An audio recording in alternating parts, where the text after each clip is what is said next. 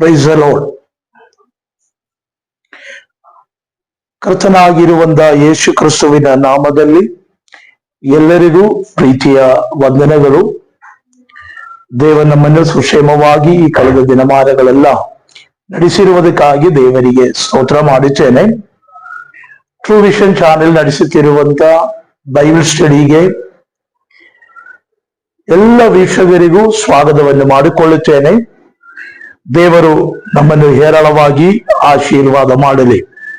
ಬೇರೆ ನಾವು ಕಳೆದ ದಿವಸ ನಾವು ಚಿಂತಿಸಿರುವಂತ ವಿಷಯವಾಗಿದೆ ಪರಿಶುದ್ಧಾತ್ಮನ ಸ್ನಾನದ ವಿಷಯ ಬಗ್ಗೆ, ಪವಿತ್ರಾತ್ಮ ಸ್ನಾನದ ವಿಷಯ ಬಗ್ಗೆ ಚಿಂತಿಸುತ್ತಾ ಇತ್ತು. ಪರಿಶುದ್ಧಾತ್ಮನ ಸ್ನಾನದಲ್ಲಿ ಒಂದು ವಿಷಯವಾಗಿದೆ ಪವಿತ್ರಾತ್ಮ ಅಭಿಷೇಕ ಎಂಬುದಾಗಿ. ಪರಿಶುದ್ಧಾತ್ಮನ ಅಭಿಷೇಕದ ವಿಷಯ ಬಗ್ಗೆ ಆಗಿದೆ. ನಾವು ಲಾಸ್ಟ್ ವಿಡಿಯೋದಲ್ಲಿ ಡಿಸ್ಕಸ್ ಮಾಡಿರುವುದು, ಚರ್ಚೆ ಮಾಡಿರುವುದು. ಇವತ್ತು ಅದರ ಮುಂದಿನದ ಕಾರ್ಯಗಳನ್ನ ನಮಗೆ ಚಿಂತಿಸುವುದಕ್ಕೆ ಕರ್ತನ ಅಲ್ಲಿ ಇಷ್ಟಪಡುತ್ತೇನೆ. ಹಾಗಾದರೆ ಅಭಿಷೇಕ ಏನು ಎಂಬುದಾಗಿ ನಾವು ಏನ್ ಮಾಡಿದೆ, ಕಳೆದ ವಿಡಿಯೋದಲ್ಲಿ ಚಿಂತಿಸಿದೆ. ಅದು ಒಂದು ಪ್ರತ್ಯೇಕವಾದಂತ ಕಾರ್ಯಕ್ಕಾಗಿ ದೇವರು ಕೆಲವರನ್ನ ಆರಿಸಿ ತೆಗೆದುಕೊಂಡು ಬೇರ್ಪಡಿಸಿ ಇಟ್ಟುವಂತ ಕೆಲಸಕ್ಕಾಗಿ ಅಭಿಷೇಕ ಎಂಬುದಾಗಿ ಹೇಳುತ್ತೇವೆ.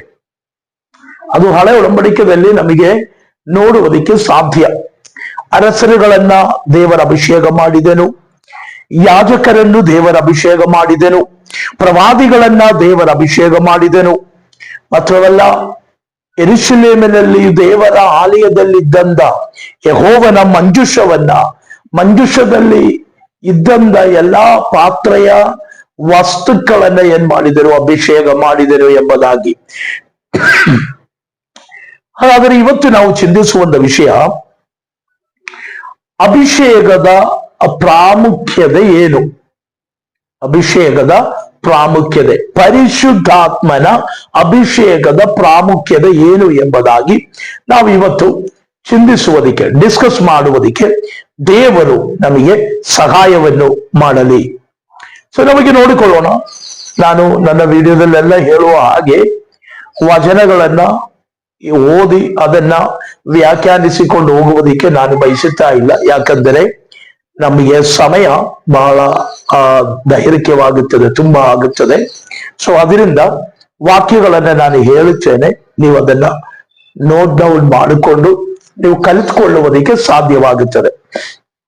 ಸೊ ನಮಗೆ ನೋಡಿಕೊಳ್ಳೋಣ. ಇವತ್ತು ನಾವು ಚಿಂತಿಸುವಂತ ವಿಷಯವಾಗಿದೆ ಅಭಿಷೇಕದ ಪ್ರತ್ಯೇಕತೆಗಳೇನು, ಅಭಿಷೇಕದ ಪ್ರತ್ಯೇಕತೆಗಳೇನು ಎಂಬುದಾಗಿ. ಅಭಿಷೇಕದ ಪ್ರತ್ಯೇಕತೆ ಏನು, ಒಬ್ಬ ವ್ಯಕ್ತಿಯಲ್ಲಿ ಅಭಿಷೇಕವಾಯಿತು ಎಂಬುದಾಗಿ ನಾವು ಹೇಗೆ ಅರಿಯುವುದು ಎಂಬುದಾಗಿ, ಅದು ಹೇಗೆ ತಿಳಿದುಕೊಳ್ಳುವುದು, ಆ ಅಭಿಷೇಕ ಮಾಡುವುದಕ್ಕಿರುವ ಪ್ರಾಮುಖ್ಯತೆ ಏನು, ಏನಕ್ಕಾಗಿದೆ ಅಭಿಷೇಕ, ಅಭಿಷೇಕದ ಪ್ರತ್ಯೇಕತೆ ಏನು ಎಂಬುದಾಗಿ ನೋಡುವಂತೆ ಸ್ವಲ್ಪ ವಾಕ್ಯದ ಪ್ರಕಾರವಾಗಿ ನಮಗೆ ನೋಡುವಂತೆ ದೇವರು ನಮಗೆ ಸಹಾಯ ಮಾಡಲಿ ಎಂಬುದಾಗಿ ಬಯಸುತ್ತೇನೆ. ಒಂದಿನ ವಿಷಯ ನಮಗೆ ನೋಡೋಣ. ಅಭಿಷೇಕದ ಪ್ರತ್ಯೇಕತೆಗಳಲ್ಲಿ ಒಂದಿನ ವಿಷಯ, ದೇವರ ಮಕ್ಕಳಾಗಿರುವವರಲ್ಲಿ ಕೆಲವರನ್ನ ದೇವರು ಆತನ ಸೇವೆಗಾಗಿ ಪ್ರತ್ಯೇಕಿಸುವುದಕ್ಕೆ ಅಭಿಷೇಕ ಎಂಬುದಾಗಿ ಹೇಳುತ್ತೇವೆ. ಹೊಸ ಒಡಂಬಡಿಕೆಯಲ್ಲಿ ದೇವರ ಮಕ್ಕಳಲ್ಲಿ ಕೆಲವರನ್ನ ದೇವರು ಆತನ ಸೇವೆಗಾಗಿ, ಕೆಲಸಕ್ಕಾಗಿ ಬೇರ್ಪಡಿಸುವುದಕ್ಕೆ ಅಭಿಷೇಕ ಎಂಬುದಾಗಿ ಹೇಳುವುದು.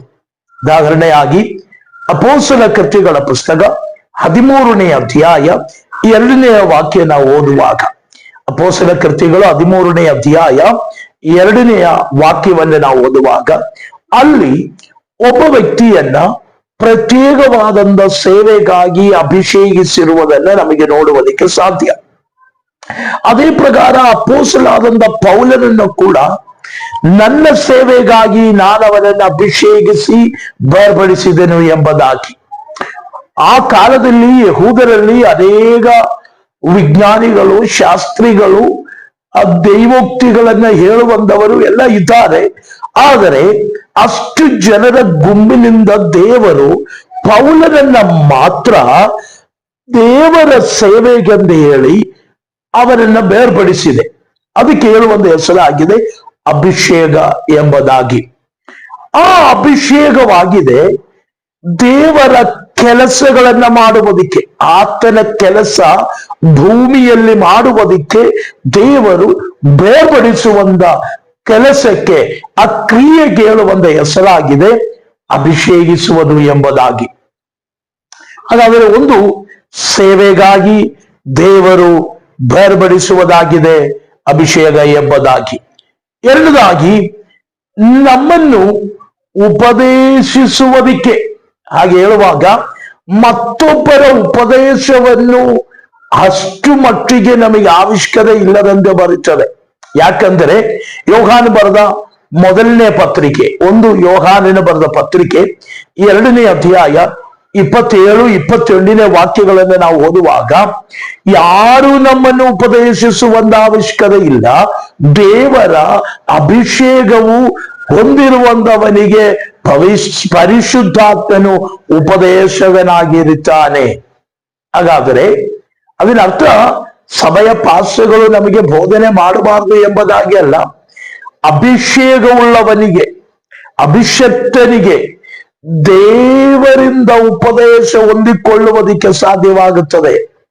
ನಡೆಯಬೇಕಾದಂತ, ಜೀವಿಸಬೇಕಾದಂತ ಮಾರ್ಗಗಳನ್ನ ಅವನು ದೇವರಿಂದ ಹೊಂದಿಕೊಳ್ಳುವುದಕ್ಕೂ ಅಭಿಷೇಕ ಹೊಂದಬೇಕು ಎಂಬುದಾಗಿ ನಾವು ನೋಡುತ್ತೇವೆ. ಸೊ ಈ ಅಭಿಷೇಕವು ಹೊಂದಿದವನಿಗೆ ಉಪದೇಶವನ್ನು ಪವಿತ್ರಾತ್ಮನು ಮಾಡುತ್ತಾನೆ. ಉಪದೇಶದಲ್ಲಿ ಅವನು ನಿಂತ್ಕೊಳ್ಳುತ್ತೇವೆ, ಉಪದೇಶದಲ್ಲಿ ಅವನು ಜೀವಿಸುತ್ತೇವೆ. ಅದನ್ನು ಉಪದೇಶಕ್ಕಾಗಿ ಮತ್ತೊಬ್ಬರ ಹತ್ತಿರಕ್ಕೆ ಹೋಗಬೇಕಾಗಿಲ್ಲ. ಸೊ ಯಥಾರ್ಥವಾದಂತ ವಚನ ಆಮೇಲೆ ವ್ಯವಸ್ಥೆಗಳಿಗೆ ತಕ್ಕಂದಿರುವ ಉಪದೇಶವನ್ನು ದೇವರಿಂದ ಅವರಿಗೆ ಹೊಂದಿಕೊಳ್ಳುವುದಕ್ಕೆ ಸಾಧ್ಯ. ಅದು ಮತ್ತೊಂದು ಪ್ರತ್ಯೇಕತೆಯಾಗಿದೆ ಅಭಿಷೇಕ ಉಳ್ಳವರಿಗೆ. ಆಮೇಲೆ ಅಭಿಷೇಕ ಉಳ್ಳವರಿಗೆ ಆ ಒಂದು ಉಪದೇಶದ ಅವಶ್ಯಕತೆ. ಅಭಿಷೇಕವಿಲ್ಲದವರಿಗೆ ಅಭಿಷೇಕ ಉಳ್ಳವನು ಉಪದೇಶ ಮಾಡಬೇಕು. ಅದಕ್ಕೆ ಸಭಾ ಪಾಸ್ಟರ್ಗಳನ್ನ ದೇವರು ಉಪದೇಶಕನಾಗಿಯೂ ಅಭಿಷೇಕ ಮಾಡಿದನು ಎಂಬುದಾಗಿ. ಸೊ ಹಾಗಾದರೆ ಅದರ ಪ್ರತ್ಯೇಕತೆ ಎರಡು, ಉಪದೇಶಿಸುವುದಕ್ಕೆ, ಉಪದೇಶದಲ್ಲಿ ಸ್ವಯವಾಗಿ ನಡೆಯುವುದಕ್ಕೆ. ನಾನು ದೇವರ ವಾಕ್ಯದ ಉಪದೇಶದಲ್ಲಿ ನಾನು ಕೂತು ನಡೆಯುವುದಕ್ಕೆ ನಮಗೆ ಇನ್ನೊಬ್ಬನ ಸಹಾಯದ ಅವಶ್ಯಕತೆ ಇಲ್ಲ. ಪರಿಶುದ್ಧಾತ್ಮನ ಅಭಿಷೇಕವಿದ್ದರೆ ಸಾಕು. ಪರಿಶುದ್ಧಾತ್ಮನ ಅಭಿಷೇಕವಿದ್ದರೆ ಈ ಕಾರ್ಯ ಸಾರ್ಥಕವಾಗುತ್ತದೆಂದೇ ದೇವರ ವಚನದಲ್ಲಿ ನಾವು ನೋಡುತ್ತೇವೆ. ಓಕೆ, ಮೂರನೇ ವಿಷಯವೇನೆಂದರೆ, ಮೂರನೇ ವಿಷಯ 2 ಕೊರಿಂಥದವರಿಗೆ ಬರೆದ ಪತ್ರಿಕೆ 11ನೇ ಅಧ್ಯಾಯ 4ನೇ ವಾಕ್ಯದಲ್ಲಿ ನಾವು ನೋಡುವಾಗ, ತಪ್ಪಾದಂತ ಉಪದೇಶದಿಂದ ನಮ್ಮನ್ನು ಕಾಪಾಡಿಕೊಳ್ಳುವುದಕ್ಕೆ ಅಭಿಷೇಕ ನಮಗೆ ಸಹಾಯ ಮಾಡುತ್ತೇವೆ. ತಪ್ಪಾದಂತ ಉಪದೇಶ, ಯಥಾರ್ಥವಾದಂತ ಪರಿಶುದ್ಧಾತ್ಮನಿಂದ ಅಭಿಷೇಕಿಸಲ್ಪಟ್ಟವನು ಎಂದಿಗೂ ವಚನ ವಿರುದ್ಧವಾದಂತ ಉಪದೇಶ ಮಾಡುವುದಿಲ್ಲ. ವಚನ ವಿರುದ್ಧವಾದಂತ ಉಪದೇಶ ಮಾಡುವವನು ಪರಿಶುದ್ಧಾತ್ಮನಿಂದ ಅಭಿಷೇಕಿಸಿದವನ ಅಲ್ಲ. ಆಮೇಲೆ ಇನ್ನೊಂದು ಕಾರ್ಯವನ್ನು ಹೇಳುವುದಕ್ಕಾಗಿ ಇಷ್ಟಪಟ್ಟಿದ್ದಾರೆ. ಪವಿತ್ರಾತ್ಮನ ಅಭಿಷೇಕ ಹೊಂದಿದವನು ಮನುಷ್ಯನಾಗಿದ್ದರನು ಕೆಲವೊಂದು ಸಂದರ್ಭಗಳಲ್ಲಿ ಉಪದೇಶದ ಕೃತ್ಯವಾದಂತ ಅರಿವಿಲ್ಲದೆ ಇರುವುದರಿಂದ ತಪ್ಪಾದಂತ ಬೋಧನೆ ಬರುವುದಕ್ಕೆ ಸಾಧ್ಯತೆಯೂ ಉಂಟು. ಅದು ತಪ್ಪಾದಂತ ಬೋಧನೆ ಎಂಬುದಾಗಿ ಇನ್ನೂ ಶಕ್ತವಾಗಿ ಸೇವೆಯಲ್ಲಿ ನಿಲ್ಲುವ ಅಭಿಷಕ್ತರು ತಿಳಿಸುವಾಗ, ಆ ತಪ್ಪಾದಂತ ಬೋಧನೆಯಿಂದ ಬಿಟ್ಟು ಸರಿಯಾದಂತ ಬೋಧನೆಗೆ ಬರುವವನು ಯಥಾರ್ಥವಾದಂತ ಪವಿತ್ರ ಆತ್ಮನಿಂದ ಅಭಿಷಕ್ತನಾದವನು ಎಂಬುದಾಗಿ ಹೇಳಬಹುದು. ಸೊ ನಮ್ಮ ತಪ್ಪುಗಳನ್ನ ನಮಗೆ ವಚನ ಪ್ರಕಾರ ತೋರಿಸುವಾಗ ಅದು ಹಾಗಲ್ಲ ಎಂಬುದಾಗಿ ಹೇಳಿ, ಅದಕ್ಕೆ ಎದುರೇ ಹೇಳಿ ನಾನು ಹಿಂಗೇನೆ ಇದೇನೆ ಸರಿ ಎಂಬುದಾಗಿ ಹೇಳಿ ಯಾವ ವಾಕ್ಯಗಳು ಆಧಾರವಿಲ್ಲದಂತೆ ಜೀವಿಸುವವನು ಪರಿಶುದ್ಧಾತ್ಮ ಅಭಿಷಕ್ತನಲ್ಲ. ಪರಿಶುದ್ಧಾತ್ಮ ಅಭಿಷಕ್ತನಾದರೆ ಆ ವ್ಯಕ್ತಿಯಲ್ಲಿ ಬಂದಂತ ತಪ್ಪುಗಳನ್ನ ಕೂಡ ಅವನು ಕ್ರಮಪಡಿಸುವುದಕ್ಕೂ ಸನ್ನದ್ಧನಾಗಿದ್ದಾನೆ. ಅಪೊಸ್ತಲಗಳಲ್ಲಿ ಆ ಒಂದು ಒಳ್ಳೆಯತನವನ್ನ ನಮಗೆ ನೋಡುವುದಕ್ಕೆ ಸಾಧ್ಯ. ಅಪೊಸ್ತಲಗಳಲ್ಲಿಯೂ ಆ ಕಡೆ ಈ ಕಡೆ ಅವರಿಗೂ ಕೂಡ ಕೆಲವೊಂದು ಮಾತುಕತೆಗಳುಂಟಾಯಿತು ಎಂಬುದಾಗಿ ಕೆಲವೊಂದು ವಿಷಯಗಳಲ್ಲಿ ಪೌಲನು ಪೇತ್ರನನ್ನು ಗೆದಿರಿಸಬೇಕಾಗಿ ಬಂದು ಎಂಬುದಾಗಿ ವಾಕ್ಯದಲ್ಲಿ ನೋಡುತ್ತೇವೆ. ಯಹೂದನಾಗಿರುವಂತ ನೀನು ಜಾತಿಗಳ ಮರ್ಯಾದ ಪ್ರಕಾರ ನಡೆಯುವುದು ಸರಿಯೋ ಎಂಬುದಾಗಿ ನಿನ್ನನ್ನು ಪರಿಶೋಧಿಸಿರಿ ಎಂದು ಪೌಲನು ಹೇಳುವುದನ್ನ ನಮಗೆ ನೋಡುವುದಕ್ಕೆ ಸಾಧ್ಯ.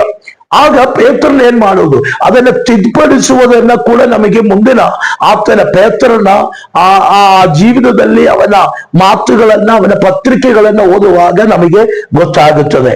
ಸೊ ಹಾಗಾದರೆ ಯಥಾರ್ಥವಾಗಿ ಪರಿಶುದ್ಧಾತ್ಮ ಅಭಿಷೇಕವನ್ನು ಹೊಂದಿದವನು ಆಮೇಲೆ ಉಪದೇಶದಲ್ಲಿ ಮಿಸ್ಟೇಕ್ಗಳು ಬರುತ್ತದೆ, ತಪ್ಪುಗಳು ಬರುತ್ತದೆ, ಬರಲ್ಲ ಅಂದೆ ಆಮೇಲೆ ಹೇಳುತ್ತಾ ಇಲ್ಲ. ಯಾಕಂದ್ರೆ ಮನುಷ್ಯರಾಗಿರುವುದರಿಂದ ಕೆಲವೊಂದು ವಿಷಯಗಳು ನಮ್ಮ ಬುದ್ಧಿ ನಮ್ಮನ್ನು ನಿಯಂತ್ರಿಸುತ್ತೇವೆ. ಹಾಗೆ ತಪ್ಪು ಬಂದರೆ ಅದು ಸರಿಪಡಿಸುವುದಕ್ಕೆ ದೇವರು ಒಬ್ಬನನ್ನ ಕಳಿಸುವಾಗ ಅದು ಕೃತ್ಯವಾದಂತ ವಚನ ಪ್ರಕಾರ ನೀನು ಮಾಡುವಂತ ಬೋಧನೆ ಸರಿಯಲ್ಲ, ವಾಕ್ಯ ಹೀಗೆ ಹೇಳುತ್ತಾ ಇದೆ ಎಂಬುದಾಗಿ ಹೇಳಿದರೆ ಅದನ್ನು ಅರಿತುಕೊಂಡು ತಿರುಗುವವನು ಕೂಡ ಯಥಾರ್ಥವಾಗಿ ಪವಿತ್ರಾತ್ಮನಿಂದ ಅಭಿಷಕ್ತನಾಗಿದ್ದಾನೆ, ಅಭಿಷೇಕ ಹೊಂದಿದವನೆಂದು ಕೂಡ ನಮಗೆ ಅರಿಯುವುದಕ್ಕೆ ಸಾಧ್ಯ. ಅದಲ್ಲದೆ ಇರುವವರು ಯಾರು ಪರಿಶುದ್ಧಾತ್ಮನಿಂದ ಅಭಿಷೇಕಿಸಿದವರಲ್ಲ.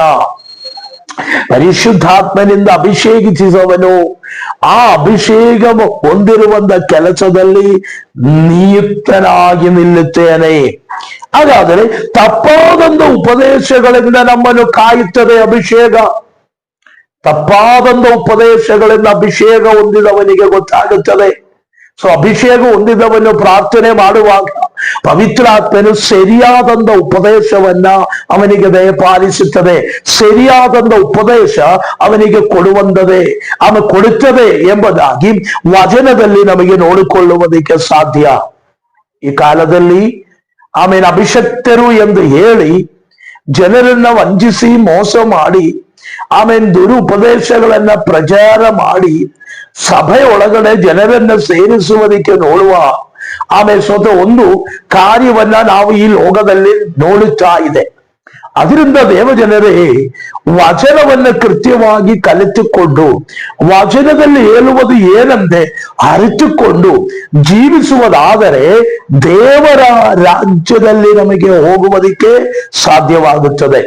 ಸೊ ದುರ್ಬೋಧನೆಗಳಿಂದಲೂ ಅಪೊಸ್ತಲರು ಹೇಳುತ್ತಾ ಇದೆ, ನಾವು 2 ಕೊರಿಂಥ್ಯ ಬರೆದ ಪತ್ರಿಕೆ 11:4 ನಾವು ಪ್ರಸಂಗ ಮಾಡದೇ ಇರುವ ಮತ್ತೊಬ್ಬ ಯೇಸು, ನಾವು ಹೊಂದದೇ ಇರುವಂತ ಮತ್ತೊಂದು ಆತ್ಮ. ಹಾಗಾದರೆ ಇದೆ ನಾವು ಪ್ರಸಂಗ ಮಾಡದ ಅಪೊಸ್ತಲರು ಪ್ರಸಂಗ ಮಾಡದೇ ಇರುವಂತ ಒಬ್ಬ ಯೇಸು ಇದೆ, ಅಪೊಸ್ತಲರು ಹೊಂದದೇ ಇದ್ದಂತ ಮತ್ತೊಂದು ಪವಿತ್ರಾತ್ಮನ ಉಂಟು ಮತ್ತೊಂದು ಆತ್ಮ ಉಂಟು ಎಂಬುದಾಗಿ ಹೇಳುತ್ತಾ ಇದೆ.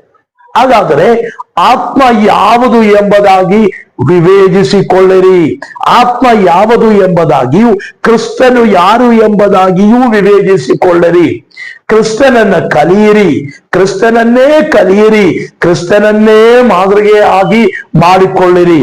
ಹಾಗಾದರೆ ನಮಗೆ ಗೊತ್ತಾಗುತ್ತದೆ ಉಪದೇಶವೆಂದರೆ ಏನು ಎಂಬುದಾಗಿ. ಆಮೇಲೆ 3ನೇ ವಿಷಯವನ್ನ ನಿಮಗೆ ಅರ್ಥವಾಯಿತು ಎಂಬುದಾಗಿ ನಂಬುತ್ತೇನೆ. 4ನೇ ವಿಷಯವು 5ನೇ ವಿಷಯವು ಏನಂತಾರೆ, ನಮ್ಮಲ್ಲಿ ವಾಸ ಮಾಡುವುದಕ್ಕೆ ಪರಿಶುದ್ಧಾತ್ಮನು ನಮ್ಮಲ್ಲಿ ವಾಸ ಮಾಡುವುದಕ್ಕೆ ಅಭಿಷೇಕ. 2 ನಮ್ಮನ್ನು ಸ್ಥಿರಪಡಿಸುವುದಕ್ಕೂ ಅಭಿಷೇಕ, ನಮ್ಮನ್ನು ಸ್ಥಿರಪಡಿಸುವುದಕ್ಕೂ.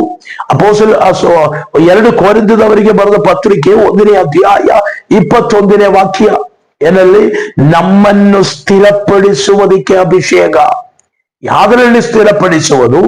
ಯೇಸು ಕ್ರಿಸ್ತನಲ್ಲಿ ಸ್ಥಿರಪಡಿಸುವುದು.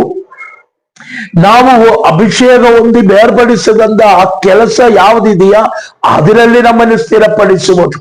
ಅದು ಪ್ರವದನೆಯ ಸೇವೆಯಾಗಿರ್ಬೋದು, ಭಾಷಾವರದ ಸೇವೆಯಾಗಿರ್ಬೋದು, ಜ್ಞಾನವರವಾಗಿರ್ಬೋದು, ವಿದ್ಯಾವರವಾಗಿರ್ಬೋದು, ಮತ್ತು ಸಭಾ ನಾಯಕರುಗಳ ವರವಾಗಿರ್ಬೋದು.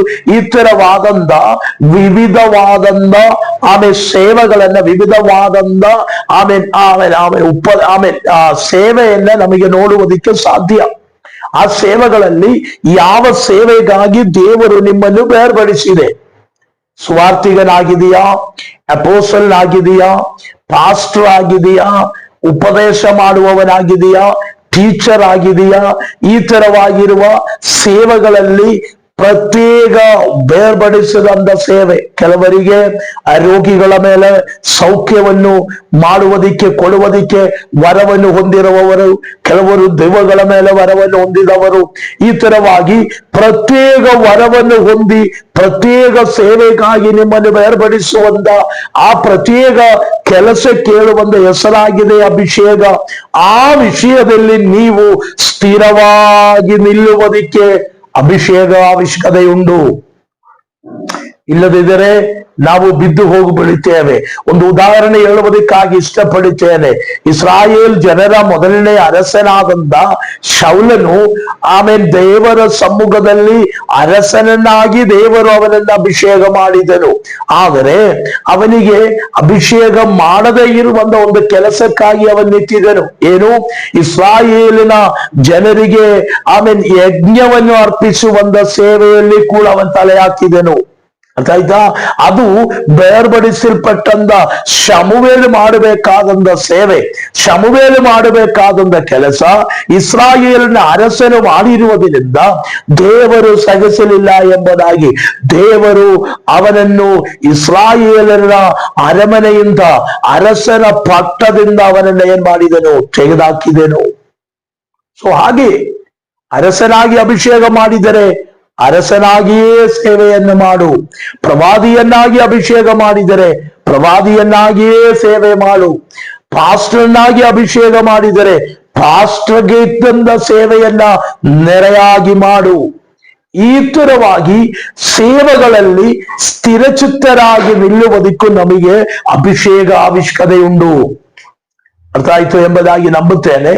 ಈ ತರವಾಗಿ ಸ್ಥಿರಚಿತ್ತವಾಗಿ ನಿಲ್ಲುವುದಕ್ಕೆ, ಅದರಿಂದ ಈ ವಿಡಿಯೋ ಕೇಳುವಂತ ದೇವಜನರೇ, ನಿಮ್ಮ ಮೇಲೆ ನೀವು ಹೊಂದಿರುವಂತ ಪರಿಶುದ್ಧಾತ್ಮ ಅಭಿಷೇಕ ಏನಕ್ಕೆಂದೇ ಪರಿಶೋಧಿಸಿರಿ. ಆತ್ಮಾಭಿಷೇಕ ನೀವು ಹೊಂದಿದರೆ, ವಿಶೇಷವಾದಂತ ಸೇವೆಗಾಗಿ ಕರೆಯಲ್ಪಟ್ಟಿದರೆ, ಆ ಸೇವೆಯಲ್ಲಿ ಸ್ಥಿರಚಿತ್ತನಾಗಿ ನಿಲ್ಲುವುದಕ್ಕೆ ಸಹಾಯ ಮಾಡುವುದು ಪವಿತ್ರಾತ್ಮನ ಅಭಿಷೇಕವಾಗಿದೆ. ಅದರಲ್ಲಿ ನಿಲ್ಲಬೇಕು. ಆತ್ಮ ನಮ್ಮಲ್ಲಿ ವಾಸ ಮಾಡುವ, ಸ್ಥಿರವಾಗಿ ಪರಿಶುದ್ಧಾತ್ಮ ನಮ್ಮಲ್ಲಿ ವಾಸ ಮಾಡುವುದಕ್ಕೂ ಅಭಿಷೇಕ ಅವಶ್ಯಕತೆಯುಂಟು. ಸೊ ಅದಕ್ಕಾಗಿದೆ ಅಭಿಷೇಕ. ಆ ಆತ್ಮ ಆ ಒಂದು ಕೆಲಸ ಮಾಡುವುದಕ್ಕೆ ಅವನು 24/7 ತಯಾರಾಗಿರುತ್ತಾನೆ. ಏನು? ಈಗ ಒಂದು ದೆವ್ವವನ್ನು ಬಿಡಿಸುವಂತ ಸೇವೆಗಾಗಿ ಒಬ್ಬನನ್ನು ಅಭಿಷೇಕ ಹೊಂದಿದರೆ, ಅಭಿಷೇಕಿಸಿ ಬೇರ್ಪಡಿಸಿದರೆ, ಆ ಕೆಲಸದಲ್ಲಿ ಅವನು ಯಾವಾಗಲೂ 24 ಗಂಟೆಯು 365 ದಿವಸವೂ ಅದರಲ್ಲಿ ನಿಲ್ಲುತ್ತಾನೆ. ಸೊ ಆ ಒಂದು ಸೇವೆಯಾಗಿದೆ, ಆ ಒಂದು ಕಾರ್ಯಕ್ಕಾಗಿದೆ ಅಭಿಷೇಕ ಎಂಬುದಾಗಿ. ಆ ಒಂದು ಕೆಲಸದಲ್ಲಿ ಸ್ಥಿರವಾಗಿ ನಿಲ್ಲುವುದಕ್ಕಾಗಿದೆ. 2 ದಿವಸ ದೆವ್ವಗಳನ್ನ ಬಿಡಿಸಿದೆ, ಆಮೇಲೆ ದೆವ್ವಗಳನ್ನ ಬಿಡಿಸಕ್ಕಾಗಲ್ಲ, ದೆವ್ವಗಳನ್ನ ಬಿಡಿಸದಂತೆ ಇತ್ತು. ಹಂಗೆ ಸ್ಥಿರವಿಲ್ಲದಂತೆ ಮಾಡುವುದಕ್ಕಲ್ಲ, ಒಂದು ಸೇವೆಗಾಗಿ ದೇವರು ನಿಮ್ಮನ್ನು ಸಪರೇಟ್ ಮಾಡಿದರೆ ಅದರಲ್ಲಿ ಸ್ಥಿರವಾಗಿ ನಿಲ್ಲುವುದಕ್ಕೆ ಅಭಿಷೇಕ ಬೇಕಾಗಿದೆ. ಆಮೇಲೆ ಮತ್ತು 4-5ನೇ ಕಾರ್ಯಗಳು ನಾವು ಚಿಂತಿಸಿದೆ. ಆಮೇಲೆ 6ನೇ ವಿಷಯಕ್ಕೆ ನಾವು ಬರುವಾಗ, 6ನೇ ವಿಷಯಕ್ಕೆ ಬರುವಾಗ ಶಕ್ತಿಯನ್ನು ದಯಪಾಲಿಸುವುದಕ್ಕಾಗಿದೆ ಅಭಿಷೇಕ. ಶಕ್ತಿಯನ್ನು ದಯಪಾಲಿಸುವುದಕ್ಕೆ ಅಭಿಷೇಕ, ಶಕ್ತಿಯನ್ನು ಹೊಂದಿಕೊಳ್ಳುವುದಕ್ಕೆ ಅಭಿಷೇಕ. ಪವಿತ್ರಾತ್ಮನಿಂದ ಅಪೊಸ್ತಲ ಕೃತ್ಯಗಳು 1:8ನೇ ವಾಕ್ಯದಲ್ಲಿ ಓದುವಾಗ, ನೀವು ಶಕ್ತಿಯನ್ನು ಹೊಂದುವಾಗ ಅದು ಕೂಡ ಉಂಟಾಗುತ್ತದೆ. ಅಭಿಷೇಕದಲ್ಲಿ ಶಕ್ತಿ ಉಂಟಾಗುತ್ತದೆ, ಅಭಿಷೇಕದಲ್ಲಿ ಬಲವುಂಟಾಗುತ್ತದೆ, ಅಭಿಷೇಕದಲ್ಲಿ ಆ ಸೇವೆ ಮಾಡುವುದಕ್ಕಿರುವ ತಾಕತ್ತುಂಟಾಗುತ್ತದೆ. ಅದಾಗಿದೆ, ಪವಿತ್ರಾತ್ಮನಿಂದ ಅಭಿಷೇಕಿಸಲ್ಪಟ್ಟವನು, ಆ ಅಭಿಷೇಕಿಸಲ್ಪಟ್ಟವನಿಗಿರುವಂತ ಬಲ ಈ ಲೋಕದ ಅಂಧಕಾರ ಶಕ್ತಿಗಳು ಅದನ್ನ ಜಯಿಸಲಾರನು ಎಂಬುದಾಗಿ, ಆ ಬಲದ ಮೇಲೆ ಆ ಪವಿತ್ರಾತ್ಮನಿಂದ ಹೊಂದಿದಂತ ಅಭಿಷೇಕದಲ್ಲಿ ಬಂದಂತ ಶಕ್ತಿಯನ್ನ ಸೋಲಿಸುವುದಕ್ಕೆ ಯಾವ ಶಕ್ತಿಗಳಿಗೂ ಸಾಧ್ಯವಿಲ್ಲ ಎಂಬುದಾಗಿ. ಅದಾಗಿದೆ. ಅದಕ್ಕೆ ಆಮೇಲೆ ಸ್ತೋತ್ರ ಶಕ್ತಿಯನ್ನು ಕೊಡುವುದಾಗಿದೆ. ಅಪೊಸ್ತಲನಾದಂತ ಪೌಲನು ಸೆರೆಮನೆಯಲ್ಲಿ ಇದ್ದರನು ಅವನು ಬೇಡಿಕೆಗಳನ್ನ ಹಾಕಿ ಆ ಬಂದೋಬಸ್ತ ಆಗಿ ಅವನನ್ನ ಕಾಪಾಡುತ್ತಾ ಇದ್ದಿರನು ಅವನ ಬಾಯಿಗಳನ್ನ ಅವರಿಗೆ ಬಂಧಿಸುವುದಕ್ಕಾಗಲಿಲ್ಲ. ಪೌಲಶೀಲ ರಾತ್ರಿಯಲ್ಲಿ ಹಾಡುಗಳನ್ನ ಹಾಡಿ ಪ್ರಾರ್ಥಿಸಿದರು. ಚಪ್ಪಾಳೆಯನ್ನು ಹೊಡೆಯುವುದಕ್ಕಾಗಲಿಲ್ಲ, ಕಾಲಲ್ಲಾಡಿಸುವುದಕ್ಕಾಗಲಿಲ್ಲ. ಅಷ್ಟು ಒಂದು ಕ್ರಿಟಿಕಲ್ ಸ್ಟೇಜಿನಲ್ಲಿ ಇಟ್ಟುಕೊಂಡು ಶರೀರಗಳಲ್ಲಿ ಏಟುಗಳನ್ನ ಹೊಂದಿದವನು. ಆಮೇಲೆ ಒಂದು ವೇಳೆ ಗಾಯಗಳನ್ನ ಆಗಿರ್ಬೋದು, ನೋವುಗಳಿರ್ಬೋದು, ಆದರೆ ಅರ್ಧರಾತ್ರಿಯಲ್ಲಿ ಅವರು ಹಾಡಾಡಿದರು. ಅದಾಗಿದೆ ಶಕ್ತಿ. ಅವರ ಮೇಲೆ ವ್ಯಾಪರಿಸುವಂತ ಆ ಅಭಿಷೇಕದ ಶಕ್ತಿಯನ್ನ ಅವರಿಗೆ ಹಾಡಾಡುವುದಕ್ಕೆ ಬಲ ಕೊಟ್ಟಿತ್ತು. ಹಾಗಾದರೆ ಶಕ್ತಿ ಹೊಂದಿಕೊಳ್ಳುವುದಕ್ಕೆ ಅಭಿಷೇಕ. ಯಾರಾದರೂ ಆಮೇಲೆ ಪರಿಶುದ್ಧಾತ್ಮನ ಅಭಿಷೇಕದ ಅವಶ್ಯಕತೆ ಇಲ್ಲ ಅಂದೆ ಅಂದುಕೊಂಡಿದ್ದರೆ ನೀವು ಅಂದುಕೊಳ್ಳುವುದು ತಪ್ಪು ಎಂಬುದಾಗಿ ಇವತ್ತು ದೇವರ ಆತ್ಮನು ನಮಗೆ ಹೇಳುತ್ತಾ ಇದೆ. ಯಾಕಂದ್ರೆ ಪವಿತ್ರಾತ್ಮನ ಅಭಿಷೇಕ ನಮಗೆ ಅವಶ್ಯಕತೆ ಉಂಟು. ಅದಕ್ಕಾಗಿ ಪ್ರಾರ್ಥನೆ ಮಾಡಿರಿ, ದೇವರದನ್ನು ನಮಗೆ ಕೊಡುತ್ತಾನೆ, ದೇವರು ಕೊಡುವವನಾಗಿದ್ದಾನೆ. ಹಾಗಾದರೆ ಆಮೇಲೆ ಶಕ್ತಿ ಹೊಂದಿಕೊಳ್ಳುವುದು ಮತ್ತು ಆಮೇಲೆ ಸೋತ 7ನೇದಾಗಿರುವಂತ ವಿಷಯ ಪವಿತ್ರತೆಯಲ್ಲಿ ಆಮೇಲೆ ಕಾಪಾಡುವುದಕ್ಕೂ, ಪವಿತ್ರತೆಯಲ್ಲಿ ನಮ್ಮನ್ನು ಕಾಪಾಡುವುದಕ್ಕೂ ಅಭಿಷೇಕ. ಯೂದನ ಪತ್ರಿಕೆ 24ನೇ ವಾಕ್ಯದಲ್ಲಿ ಆಮೇಲೆ ಯೇಸು ಕ್ರಿಸ್ತುವಿನ ಬರೋಣದವರೆಗೂ ಪರಿಶುದ್ಧತೆಯಲ್ಲಿ ನಮ್ಮನ್ನು ಕಾಪಾಡುವುದಕ್ಕೆ ಅವನು ನಮ್ಮನ್ನು ಅಭಿಷೇಕ ಮಾಡಿದೆನು. ಅದೇ ಸ್ತೋತ್ರ. ಹಾಗಾದರೆ ಕ್ರಿಸ್ತೇಸುವಿನ ಬರೋಣದವರೆಗೂ ದೇವಜನರು, ದೇವರ ಸೇವಕರು ಆಮೇಲೆ ಪವಿತ್ರತೆಯಲ್ಲಿ ನಿಲ್ಲುವುದಕ್ಕೆ, ವಿಶುದ್ಧಿಯಲ್ಲಿ ನಿಲ್ಲುವುದಕ್ಕೆ, ಬೇರ್ಪಟ್ಟ ಜೀವನದಲ್ಲಿ ನಿಲ್ಲುವುದಕ್ಕೆ, ಕಾಪಾಡುವುದಕ್ಕೂ ಆಗಿದೆ ಅಭಿಷೇಕ ಎಂಬುದಾಗಿ. ಅರ್ಥವಾಯಿತು ಎಂಬುದಾಗಿ ನಂಬುತ್ತೇನೆ. ಕರ್ತನಾದ ಯೇಸು ಕ್ರಿಸ್ತನು ಆಮೇಲೆ ನಮಗೆ ಕಲಿಸಿಕೊಟ್ಟಂತ ಉಪದೇಶವನ್ನು ಅಪೊಸ್ತಲಗಳನ್ನ ಹೊಂದಿ ಅದನ್ನ ಸಭೆಯ ಬೇಸಿಕ್ ಫಂಡಮೆಂಟಲ್ ಡಾಕ್ಟ್ರಿನ್ ಆಗಿ ಸಭೆಗೆ ಕೊಟ್ಟಿರುವುದು ದೇವರ ಇಷ್ಟದಿಂದ ಆಗಿದೆ. ಆ ಉಪದೇಶಗಳಲ್ಲಿ ಒಂದು ಉಪದೇಶವಾಗಿದೆ, we must separated from the world. ನಾವು ಲೋಕದಿಂದ ಬೇರ್ಪಡಿಸಲ್ಪಟ್ಟವನು, ಪ್ರತ್ಯೇಕಿಸಲ್ಪಟ್ಟವರಾಗಿರಬೇಕು ಎಂಬುದಾಗಿ. ಅದು ಯೇಸು ಕ್ರಿಸ್ತುವಿನ ಬರೋಣದವರೆಗೂ ಈ ಲೋಕದಿಂದ ನಾವು ಬೇರ್ಪಡಿಸಲ್ಪಟ್ಟವರಾಗಿ ಪರಿಶುದ್ಧಿಯಲ್ಲಿ ನಮ್ಮನ್ನು ನಡೆಯುವುದಕ್ಕೂ ಅಭಿಷೇಕ ಅವಶ್ಯಕತೆಯುಂಟು. ಅಭಿಷೇಕವಿಲ್ಲದಿದ್ದರೆ ವಿಶುದ್ಧಿಯಲ್ಲಿ ನಡೆಯುವುದಕ್ಕಾಗುವುದಿಲ್ಲ. ಅಭಿಷೇಕವಿಲ್ಲದಿದ್ದರೆ ಬೇರ್ಪಟ್ಟ ಜೀವನವನ್ನು ಮಾಡುವುದಕ್ಕಾಗುವುದಿಲ್ಲ. ಸೊ ಪರಿಶುದ್ಧಾತ್ಮ ಅಭಿಷೇಕ ನಮಗೆ ಅವಶ್ಯಕತೆಯುಂಟು. ಪರಿಶುದ್ಧಾತ್ಮ ಸ್ನಾನ ಆಮೇಲೆ ಅವಶ್ಯಕತೆಯುಂಟು. ಪವಿತ್ರಾತ್ಮನ ಸ್ನಾನದಿಂದಲೇ ಈ ಕಾರ್ಯಗಳೆಲ್ಲ ನಾವು ಹೊಂದಿಕೊಳ್ಳುವುದಕ್ಕೆ ಸಾಧ್ಯ. ಪರಿಶುದ್ಧಾತ್ಮನ ಸ್ನಾನ ಫಸ್ಟ್, ನಂತರವಾಗಿ ಪರಿಶುದ್ಧಾತ್ಮನಿಂದ ಹೊಂದುವಂತ ಆ ಸ್ನಾನದ ಆತ್ಮನ ಆಮೇಲೆ ಸ್ತೋತ್ರ ಆ ಅಭಿಷೇಕವು ಕೂಡ ನಮಗೆ ಸಿಕ್ಕುತ್ತೇವೆ. ಎಲ್ಲವೂ ಒಂದೇ ಆತ್ಮನಿಂದಲೇ ನಮಗೆ ದೊರಕುವುದು ಎಂದೇ ಮರೆಯಬಾರದು. ಪರಿಶುದ್ಧಾತ್ಮನ ಸ್ನಾನ ನಾವು ಹೊಂದಿಕೊಳ್ಳುವಾಗ ಪರಿಶುದ್ಧಾತ್ಮನಿಂದ ನಾವು ಕೆಲವೊಂದು ಕೆಲಸಗಳು ಬೇರ್ಪಡಿಸುವುದಕ್ಕೆ ಪರಿಶುದ್ಧಾತ್ಮ ಅಭಿಷೇಕ ಎಂಬುದಾಗಿ ಹೇಳುವುದು. ಆಮೇಲೆ ಸ್ತೋತ್ರ ಆ ಕಾರ್ಯಗಳನ್ನ ಮುಂದೆ ಕಳೆದ ವಿಡಿಯೋಗಳಲ್ಲಿ ನಾನು ನಿಮಗೆ ತಿಳಿಸಿದ್ದೇನೆ. ಸೊ ಅದರಿಂದ ಆಮೇಲೆ ನಾವು ಇವತ್ತು ಚಿಂತಿಸುವುದು ಏನಂದ್ರೆ 7ನೆಯ ವಿಷಯವಾಗಿದೆ, ವಿಶುದ್ಧಿಯಲ್ಲಿ ನಮ್ಮನ್ನು ಕಾಪಾಡುವುದಕ್ಕೆ ಪವಿತ್ರಾತ್ಮನ ಸ್ನಾನ ಇಲ್ಲ, ಪವಿತ್ರಾತ್ಮನ ಅಭಿಷೇಕಾವಿಷ್ಕತೆಯುಂಟು. ಓಕೆ, ಪರಿಶುದ್ಧಾತ್ಮನ ಅಭಿಷೇಕಾವಿಷ್ಕತೆಯುಂಟು. ನಾವು ವಿಶುದ್ಧಿಯಲ್ಲಿ ನಿಲ್ಲುವುದಕ್ಕೆ ಪ್ರತ್ಯೇಕವಾಗಿ ಬೇರ್ಪಡಿಸಲ್ಪಟ್ಟಂತ ದೇವ ಜನರು ಮಾಡುವಂತ ಸೇವೆಯಲ್ಲಿ ನೀವು ವಿಶುದ್ಧರಾಗಿ ನಿಲ್ಲಬೇಕು.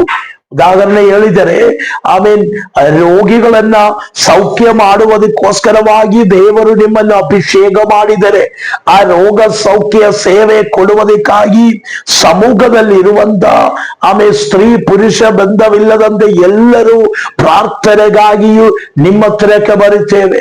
ಅವರ ಮಧ್ಯದಲ್ಲಿ ವಿಶುದ್ಧಿಯುಳ್ಳವನಾಗಿ ನಿಲ್ಲುವುದಕ್ಕೆ ಈ ಅಭಿಷೇಕ ನಮಗೆ ಸಹಾಯ ಮಾಡುತ್ತೇವೆ. ವಿಶುದ್ಧಿ ಉಳ್ಳವನಾಗಿ ಆ ಸೇವೆಯನ್ನ ಮಾಡುವುದಕ್ಕೆ ಈ ಅಭಿಷೇಕ ನಮಗೆ ಸಹಾಯ ಮಾಡುತ್ತೇವೆ. ಸೊ ಅದಲ್ಲದೆ ಇದ್ದರೆ ನಿಮಗಿದ್ದಂತ ಕೃಪಾವರಗಳಲ್ಲಿ ಉಪಯೋಗಿಸುವಾಗ ಜನರು ನಿಮ್ಮನ್ನು ಏನ್ ಮಾಡುತ್ತೇವೆ, ಚೆನ್ನಾಗಿ ಹೊಗಳಿಕೊಳ್ಳುತ್ತೇವೆ. ನಮ್ಮಲ್ಲಿರುವಂತ ಅನೇಕ ಅಭಿಷಕ್ತರು ಬಿದ್ದು ಹೋಗುವುದಕ್ಕೆ ಕಾರಣ ಅವರು ವಿಶುದ್ಧಿಯಲ್ಲಿ ನಿಂತ್ಕೊಳ್ಳುವುದಕ್ಕೆ ಮರೆತು ಹೋಯ್ತು ಎಂಬುದಾಗಿ. ಯಾಕಂದ್ರೆ ಪರಿಶುದ್ಧಾತ್ಮ ಅಭಿಷೇಕ ಹೊಂದಿದವನು ಅದು ಪ್ರತಿದಿನವೂ ಆ ಅಭಿಷೇಕದಲ್ಲಿ ನಡೆಯಬೇಕು. ಸೊ ಅದು ನಾವು ಮುಂದಿನ ಒಂದು ವಿಡಿಯೋದಲ್ಲಿ ನಮಗೆ ಆ ಕಾರ್ಯವನ್ನು ಚಿಂತಿಸುವುದಕ್ಕೆ ದೇವರು ನಮಗೆ ಸಹಾಯ ಮಾಡಲಿ. ಯಾಕಂದ್ರೆ ಪರಿಶುದ್ಧಾತ್ಮ ವಿಶುದ್ಧಿಯಲ್ಲಿ ಅಭಿಷೇಕಿಸಲ್ಪಟ್ಟವನು ವಿಶುದ್ಧಿಯಲ್ಲಿ ನಿಲ್ಲದಂತೆ ಇದ್ದರೆ ಆ ಸೇವೆಯಿಂದ ಬಿದ್ದು ಹೋಗುತ್ತಾನೆ. ಎಷ್ಟೋ ಸೇವಕರು, ಎಷ್ಟೋ ವಿಶ್ವಾಸಿಗಳು ತಮಗೆ ದೇವರು ಕೊಟ್ಟಂತ ಆ ಪವಿತ್ರತೆಯುಳ್ಳಂತ ಸೇವೆಯಿಂದ ಬಿದ್ದು ಹೋಗಿದ್ದಾರೆ. ಕಾರಣ ವಿಶುದ್ಧಿಯನ್ನು ಅವರು ಏನ್ ಮಾಡಲಿಲ್ಲ, ಮೇಂಟೈನ್ ಮಾಡಲಿಲ್ಲ. ವಿಶುದ್ಧಿಗೆ ಪ್ರಾಮುಖ್ಯತೆಯನ್ನು ಕೊಟ್ಟಿಲ್ಲ. ಬರೀ ಆ ಒಂದು ವರ, ಆ ಒಂದು ಗಿಫ್ಟಿನ ಮೇಲೆ ಅವರ ಜೀವಿತವನ್ನ ಸಮರ್ಪಿಸಿರುವುದರಿಂದ ಕೆಲವರು ರೋಗ ಸೌಖ್ಯಕ್ಕೋಸ್ಕರವಾಗಿ ಬನ್ನಿ ಪಾಸ್ಟ್ ಪ್ರಾರ್ಥನೆ ಮಾಡುತ್ತೇವೆ. ರೋಗ ಸೌಖ್ಯಕ್ಕಾಗಿ ಪಾಸ್ಟ್ ಪ್ರಾರ್ಥನೆ ಮಾಡಬೇಕಂದರೆ ಫೀಸ್ ಇರುತ್ತದೆ. ರೋಗ ಸೌಖ್ಯಕ್ಕೆ ಮಾತ್ರ ಪ್ರಾರ್ಥನೆ ಮಾಡುವಂತವರು ರೋಗಿಯಾಗಿ ಬರುವವನು ಆಮೇಲೆ ಸ್ತೋತ್ರ ಸೇವಕನಿಗೆ 500 ರೂಪಾಯಿ ಫೀಸ್ ಕೊಡಬೇಕಂದಿರುವಂತ ಒಂದು ವ್ಯವಸ್ಥೆಗಳು ಇವತ್ತು ಕಂಡು ಬರುತ್ತಾ ಇದೆ. ಇದೆಲ್ಲ ಬಿಬ್ಲಿಕಲಿ ತಪ್ಪಾಗಿದೆ, ವಚನ ಪ್ರಕಾರ ತಪ್ಪಾಗಿರುವಂತ ಸೇವೆಗಳು. ಯಾಕೆ ಹಂಗಾಗುತ್ತಾ ಇರುವುದು ಅಂತ ಗೊತ್ತಾ? ಅವನು ವಿಶುದ್ಧಿಯಿಂದ ಬಿದ್ದು ಹೋಗಿದೆ, ದೇವರ ಅಭಿಷೇಕಿಸಿರುವಂತ ಅಭಿಷೇಕದಿಂದ ಬಿದ್ದು ಹೋಗಿದೆ. ಅದರಿಂದ ಹಾಗೆ ಮಾಡುವುದು ನಮಗೆ ನೋಡುವುದಕ್ಕೆ ಸಾಧ್ಯ. ಸೊ ಅದರಿಂದ ಯೂದನ ಪತ್ರಿಕೆಯಲ್ಲಿ ಹೇಳುತ್ತಾ ಇದೆ, 24ನೇ ವಾಕ್ಯದಲ್ಲಿ ಹೇಳುತ್ತಾ ಇದೆ, ಯೇಸು ಕ್ರಿಸ್ತನ ಬರೋಣದವರೆಗೂ ವಿಶುದ್ಧಿಯಲ್ಲಿ ನಿಲ್ಲುವುದಕ್ಕೆ ದೇವರು ನಿಮ್ಮನ್ನು ಅಭಿಷೇಕ ಮಾಡಿದನು. ಯೇಸು ಕ್ರಿಸ್ತುವಿನ ಬರೋಣದವರೆಗೂ ವಿಶುದ್ಧಿಯಲ್ಲಿ ನಿಲ್ಲುವುದಕ್ಕೆ 1-2 ದಿವಸದಲ್ಲ, 3-4 ದಿವಸಗಳಲ್ಲ.